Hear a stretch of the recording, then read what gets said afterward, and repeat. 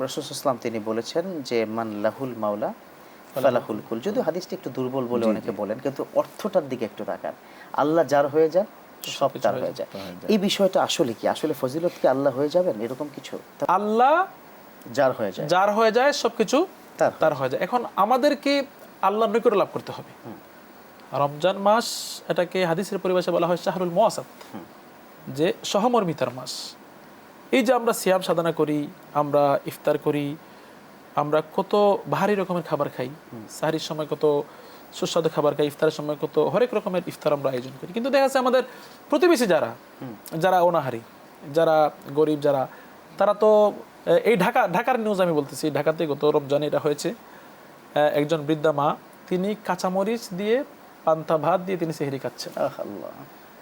রমজানটা আসছে মূলত এটা সহমর্মিতা প্রকাশ করার জন্য, সহানুভূতি প্রকাশ করার জন্য, ভ্রাতৃত্ববোধ প্রকাশ করার জন্য। আমরা নিজেরা যা খাবো, আমাদের প্রতিবেশীদেরকে যদি একটু হাদিয়া হিসেবে দেই আমরা, তাহলে আমাদের সহমর্মিতা প্রকাশ হলো।